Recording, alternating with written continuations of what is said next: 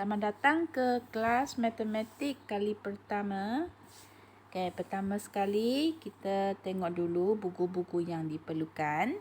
Saya nak guna sebuah buku kecil. Namanya buku latihan. Dan kita akan guna buku kerja lepas 4 April. Ada dua buah, buku 1 dan buku 2.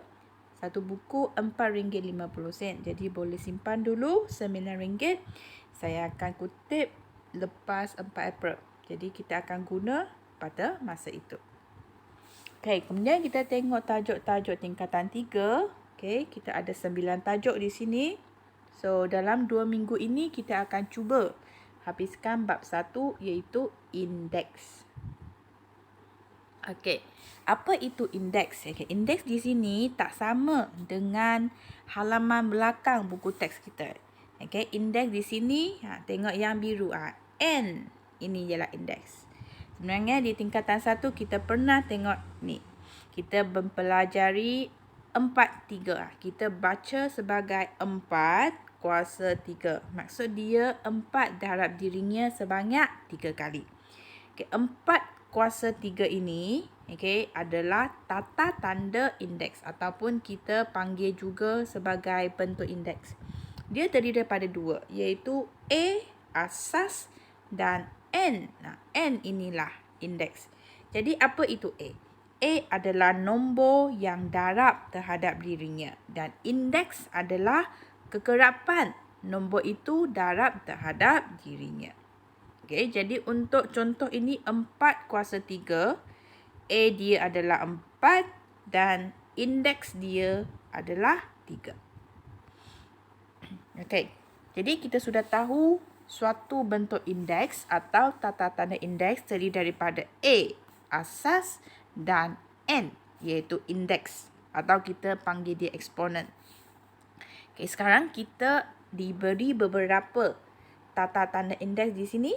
Di sini kita akan lengkapkan jadual ini. Jadi kita akan lengkapkan indeks atau asas. Yang pertama, manakah tata tanda indeks yang mempunyai asas 5? Jadi kita tengok mana satu ada 5 kuasa something. Kita nak cari kuasa dia. 5 kuasa 3. Jadi 3 itu ialah indeks. Kemudian kita tengok mana satu ada kuasa 7. Ini. Negatif 4. Mana satu ada asas 1/2. 1/2. Ini. Jadi kuasa dia berapa? 10. Itulah indeks dia. Apa yang kuasa 6? M. Kita boleh nampak asas lain daripada nombor dia boleh terdiri daripada sebutan algebra. M. Kuasa 6. Kemudian N. Kuasa 0. Indeks pun boleh adanya kosong. 9. 0.2 kuasa 9. Jadi 0.2 ini ialah asas. Apa kuasa 4? Ini pecahan. Negatif 3/7. X kuasa berapa? Sini. X kuasa 20. Apa kuasa 2? Sini pecahan 2, 1/3. Last 8. Kuasa berapa? Dia tak tulis apa-apa kan? Sebenarnya ada. Iaitu 1. Ingat kalau apa-apa nombor kita tak nampak kuasa dia sebenarnya ada 1. Sebab apa? Kalau tak tulis, kita pun understood. Dia adalah 1. Jadi untuk mana-mana nombor, yang macam 8 ini, dia tak tulis kuasa dia, maksudnya indeks dia adalah 1. Jadi cuba tengok tata tanda indeks di sini. Kenapa ada yang ada kurungan, ada yang tak ada. Kita kena ingat ada 3 jenis asas yang mesti letak kurungan. Yang pertama, asas yang terdiri daripada nombor negatif. Kedua, terdiri daripada pecahan. Yang ketiga, terdiri daripada nombor perpuluhan. 3 nombor ini mesti tambah kurungan. Okey, kita tengok nombor 2 di sini. Okey, sekarang kita nak belajar macam mana nak tulis tata tanda indeks. Okey. Okey, di sini kalau suatu nombor itu darab dirinya terhadap dirinya 2 kali, jadi kita tulis nombor itu kuasa 2. Kalau nombor itu darab terhadap dirinya 3 kali, jadi nombor itu kuasa 3. Itu je, senang. Jadi kita tengok contoh. Okey, di sini. Okey, A. 5 darab dirinya sebanyak 5, 6 kali. 1, 2, 3, 4, 5, 6. 6 kali. Jadi, nombor yang darab terhadap dirinya 5. Jadi, 5 kuasa 6. Okey, B. Nombor yang darab terhadap dirinya ialah 0.3. Jadi, A adalah 0.3. Okey, 0.3 ialah nombor perpuluhan. Tadi kita baru belajar ada 3 nombor yang kena tambah kurungan. Nombor negatif, nombor pecahan dan perpuluhan. Jadi, di sini 0.3 dalam kurungan. Okey, kuasa berapa? 1, 2, 3, 4. Jadi, 0.3 dalam kurungan kuasa 4. Okey, C. Okey, negatif 2 pun kena ada kurungan. Kuasa 1, 2, 3. Jadi, negatif 2 dalam kurungan kuasa 3. Okey, D. Pecahan pun kena ada kurungan. Jadi, kurungan 1/4 kuasa 1, 2, 3, 4, 5. Jadi, 1/4 kuasa 5. E. Okey, asas dalam sebutan algebra M. Okey, kuasa berapa? 1, 2, 3, 4, 5, 6, 7. M kuasa 7. F. N kuasa 8. Okey. Okey, kita tengok nombor 3 pula. Okey, terbalik pula. Okey, dia beri kita satu tata tanda indeks. Kita kena tulis dalam bentuk pendaraban berulang. Okey, dia macamlah nak kita mendefinisikan. Negatif 3 kuasa 3 maksudnya apa? Okey, dia adalah negatif 3 darab dirinya sebanyak 3 kali. Jadi kita tulislah negatif 3 kali negatif 3 kali negatif 3. Cuba tengok di sini, kenapa negatif 3 itu saya kena letak kurungan? Okey, kalau saya tak letak kurungan, kita akan confuse. Ini adalah darab ataupun penolakan. Tapi kalau jika asas kita tambah kurungan, jelas sekali kita nampak ini adalah pendaraban berulang. Okey, B. Okey, B tak ada masalah. 2.5 kali dirinya sebanyak 4 kali. C pun tak ada masalah. 2/3 kali dirinya sebanyak 5 kali. D. Okay, D ada negatif, ada masalah, kita kena tambah kurungan. Kalau tak tambah, kita akan confuse. Ada 2 operasi di sini, darab dengan tolak. So, kita kena letak negatif 21/4 dalam kurungan, darab dirinya sebanyak 3 kali. Okay, kita sampai kepada contoh 4. Okay, dia minta kita tulis nombor dalam bentuk indeks di mana syaratnya dia akan tentukan asas dia. Okey, jadi contohnya 64, dia minta kita tulis dalam bentuk indeks dengan asas 2. Maksudnya dia nak kita tulis 2 kuasa something equal to 64. 4 kuasa something equal to 64 dan 8 kuasa something equal to 64. Jadi ada 2 cara. Kita tengok cara yang pertama, kita boleh guna pembahagian secara berulang. Okey. First, kita nak cari asas 2 kan? Jadi, kita nak cari 2 kuasa berapa? Samaan dengan 64. Jadi, kita masukkan 64. Kemudian, kita bahagi dengan asas kita. Okey, secara berulang. First, 64 bagi 2, kita dapat berapa? 32. Ini kita ulang lagi. Bahagi 2. Sampai kita dapat 1. Okey. Okey. So, apa yang kita nak? Kita nak bilangan 2 yang wujud di sini. 1, 2, 3, 4, 5, 6. Jadi, jawapan kita 2 kuasa 6. Itulah indeks yang kita, bentuk indeks yang kita nak cari. Okey, seterusnya kita nak dalam bentuk 4 kuasa berapa. So, kita bahagi 4 lah. So, bahagi 4, bahagi sampai 1.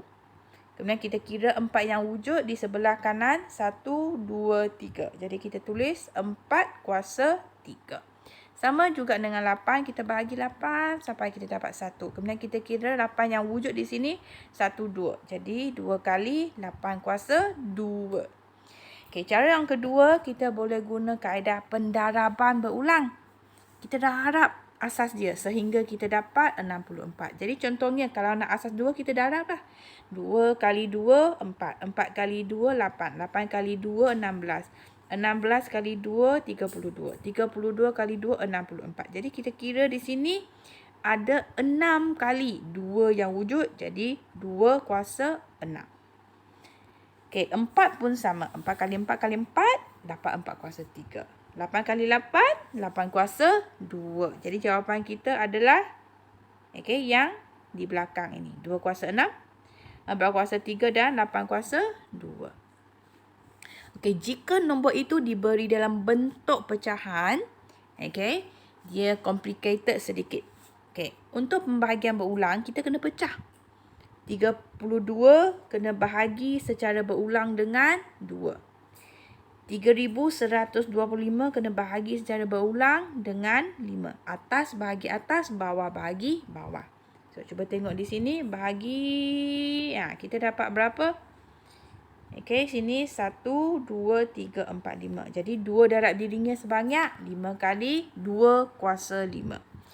And then 3125 bahagi dengan 5. Bahagi. Kita akan dapat yang sama lah sepatutnya.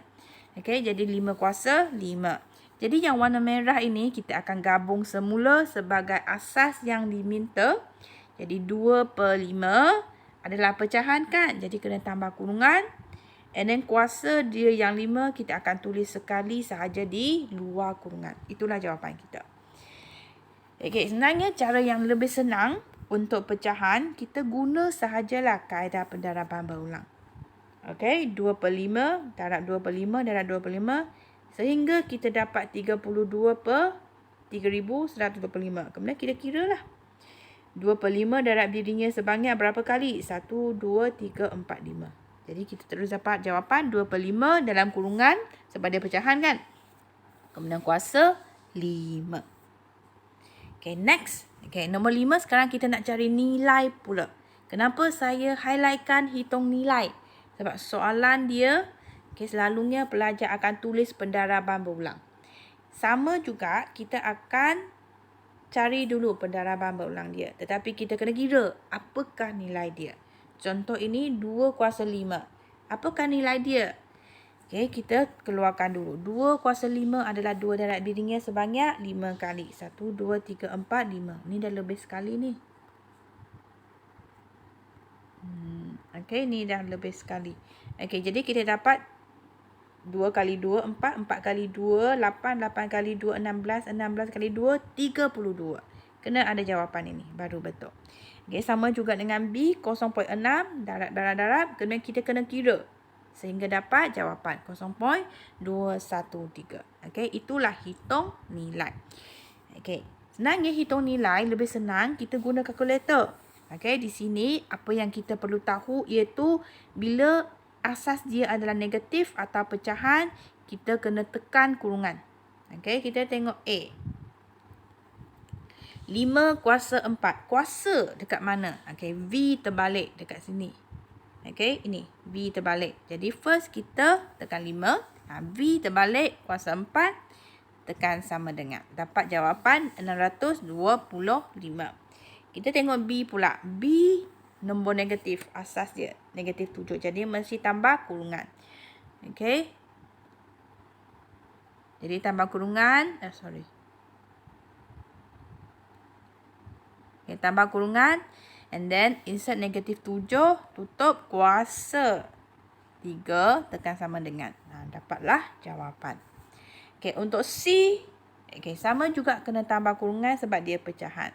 Bila kita insert pecahan, kita kena guna button ini. A, B, C. Dekat sini. Kita tengok macam mana kita nak tekan kalkulator. Okey, kurungan 2 ABC 3 tutup kurungan kuasa 4. Okey, dapatlah jawapan. Okey, ini maksudnya 16/81. Okey, untuk D, okey, kalau ada 3 nombor dalam kurungan, maka ABC kita kena tekan 2 kali lah. Okey, macam ini. Okey, kurungan dulu 1 ABC 3, tekan lagi ABC 5 tutup. Dan kuasa 2. Okey, inilah jawapan kita. Okey, tak sama dengan sini kan? Sebab ini pecahan tak wajar. Macam mana nak tukarkan ini kepada pecahan tak wajar? Inilah formula dia. Penyebut dia tak akan berubah. Okey, cuma yang atas ni kita kena settlekan sekejap. 2 darab dengan penyebut dia. And then tambah dengan 14. Barulah kita dapat 64/25. Kena E. Okey.